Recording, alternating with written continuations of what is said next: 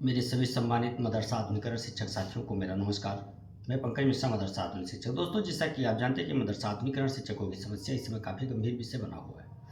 उसके समाधान के लिए लगातार प्रयास किए जा रहे हैं। वो प्रयास अभी तक तो सफल नहीं हो पाया था, लेकिन अब कुछ उम्मीदें जागृत हुई हैं, जिससे अब हम लोगों का थोड़ा हौसला बढ़ रहा है। दोस्तों, इसलिए आप लोग इस समय हौसला ना हारें, हौसला बनाए रखें, एक दूसरे का हौसला अफजाई करें और संघर्ष करने वालों को कंधा से कंधा मिला करके उनका साथ दें। दोस्तों, आप जानते हैं कि आज, जैसा कि सुबह मैंने 2 मिनट का वीडियो बना करके एक संदेश दिया था कि आज जो बकाये की रीट चल रही थी, पुनर्विचार याचिका जो सरकार ने डाला था, उस पर आज सुनवाई होने वाली थी। लेकिन मैंने एक चीज़ उसमें गलत बोला था, गलत नहीं बोला था, मतलब बराबर मुझे याद नहीं रह गया था। मुकदमे का क्रमांक संख्या उसमें 120 शायद मैंने बोला था, लेकिन क्रमांक संख्या 188 थी। कई शिक्षक साथियों ने मुझे उसको सुधार करने के लिए बोला, लेकिन उसकी अपडेट बताने से पहले आपको हम मदरसा बोर्ड के बारे में कुछ चर्चा करना चाहेंगे। दोस्तों, उत्तराखंड में कोर्ट के द्वारा आज मदरसा बोर्ड को भंग कर दिया गया है, निरस्त कर दिया गया है। अब उत्तराखंड में समान शिक्षा नीति लागू करने की तैयारी चल रही है। उसमें यह बताया गया है कि जुलाई 2026 से नई शिक्षा नीति के तहत इन मदरसों को भी चलाया जाएगा। लेकिन अब यह सस्पेंस कुछ लोगों के दिमाग में चल रहा है कि जब मदरसा बोर्ड खत्म हो गया तो इसका मतलब मदरसा खत्म हो गया। तो मेरे दोस्त, मदरसों को नहीं खत्म किया गया है।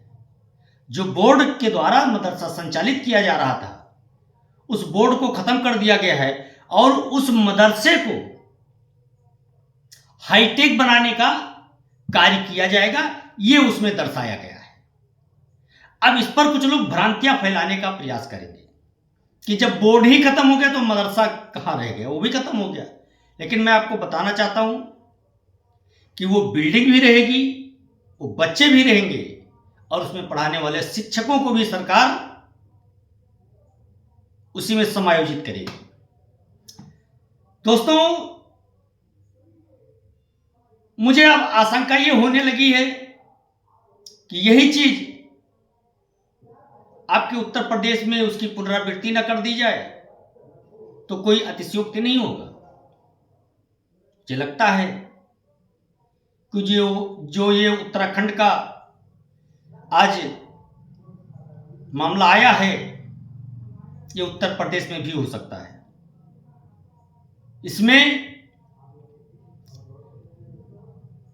कई जगह पे गलतियां सुधारने के लिए एप्लीकेशन डाला गया था। उसी तर्ज पर हो सकता है कि हम लोगों का भी समायोजन हो। मेरे दोस्त, अब इस समय कुछ ऐसी चीजें दिखाई देने लगी हैं कि जिससे उम्मीदें थोड़ी बढ़ रही हैं। ऐसा लगने लगा है कि अब हम लोगों के लिए भी कुछ अच्छा होने वाला है। होगा भी, 100% होगा मेरे दोस्त। समय लग रहा है, थोड़ा समय की पाबंदियां हैं, समय ज़्यादा लग रहा है, पाबंदी के अंदर नहीं कर पा रहे हैं। धैर्य जवाब देने लगा है, इंतजार करते करते आंखें थक गई हैं। उसका रिजल्ट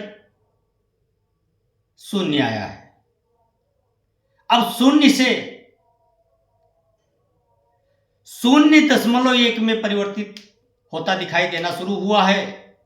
तो अब उम्मीदें जागनी शुरू हुई हैं कि कुछ ग्रो अगर करने लगा है तो हो सकता है कि अब हम लोगों का चांस बढ़ जाए। बढ़ेगा भी, परेशान ना हो,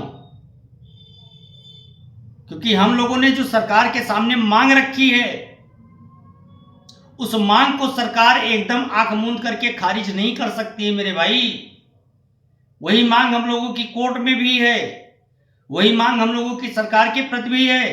सरकार से भी हम लोग वही चीज मांग रहे हैं, वही चीज कोर्ट से भी मांग रहे हैं कि जो हमने मजदूरी किया है वो हमारी मजदूरी दे दी जाए, और जो हम लोगों को बेघर किया गया है, बेरोजगार किया गया है, हमको कहीं समायोजित कर दिया जाए। दोस्तों, इसके अलावा कोई मांग नहीं है हम लोगों की, और ये दोनों मांग आपकी जायज है। संविधान हमको ये राइट देता है कि हम ये दोनों मांग अपना पक्ष रख सकते हैं सरकार के सामने और कोर्ट के सामने। उसी अधिकार का हम लोगों ने प्रयोग किया है और उसी आधार पर हम कोर्ट भी गए हैं, उसी आधार पर सरकार से पैरवी भी कर रहे हैं। दोस्तों, ये मामला हल होगा, समायोजित किए जाएंगे, और ये कोर्ट नहीं आदेश करेगा कि आपने काम ले लिया और पैसा ना दे, तो ये भी अपने पक्ष में ही आने की उम्मीद है, उसमें कोई दो राय नहीं है। हाँ, एक चीज हो सकता है, थोड़ा लेट लतीफ हो सकता है, लटका भटका सकते हैं जो अभी तक करते आए हैं, लेकिन उसको सिरे से खारिज नहीं कर सकते हैं। न केंद्र सरकार अभी खारिज कर सकती है, न राज्य सरकार कर सकती है मेरे दोस्त, क्योंकि अभी दोनों फंसे हुए हैं। राज्य सरकार कह रही है मुझे पैसा नहीं दिया गया है, केंद्र सरकार कह रही है मुझे पैसा दिया गया है। सॉरी, केंद्र सरकार कह रही है मैंने पैसा दे दिया है, राज्य सरकार कह रही है मुझे पैसा नहीं मिला है। अब इसमें मंत्रालय आपस में टकराव कर रहा है। एचआरडी मंत्रालय कह रहा है कि मैंने योजना अल्पसंख्यक विभाग को ट्रांसफर कर दिया, हमारी जवाबदेही खत्म हो गई। लेकिन अल्पसंख्यक विभाग कहता है कि जितने तारीख से आपने योजना मेरे पास ट्रांसफर किया और जब तक आपने लेटर बंद करने का नहीं दिया तब तक का पैसा मैंने भुगतान कर दिया है, अब बाकी का पैसा एचआरडी मंत्रालय जाने। इस पर भी बैठक हो चुकी है और इस पर केंद्र सरकार के और राज्य सरकार के सचिव को कोर्ट में हाजिर होने का आदेश भी दिया गया था, लेकिन नहीं हाजिर हुए थे। उस पर सम्मन भी कोर्ट ने जारी किया था।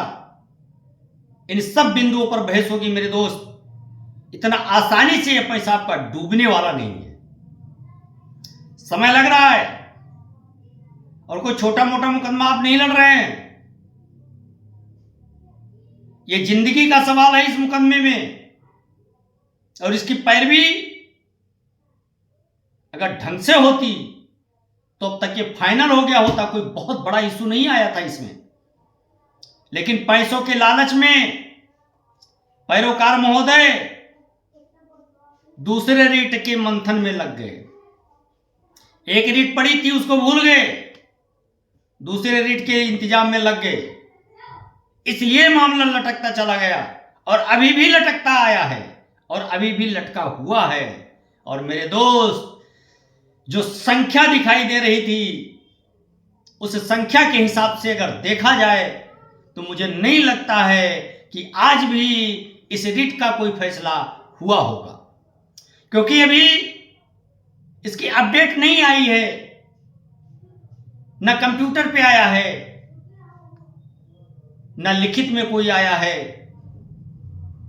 अभी इसकी कोई अपडेट नहीं मिली है मेरे दोस्त, और जैसे इसकी अपडेट मिलेगी तुरंत मैं वीडियो संदेश के माध्यम से सबूत तक आपको हम दिखाएंगे।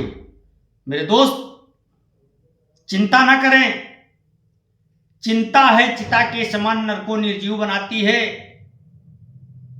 चिता मुर्दे को जलाती है और चिंता जीते जी को खाती है मेरे दोस्त। इसलिए आप परेशान ना हो, भ्रमित ना हो, किसी के बरगलाने में मत आए।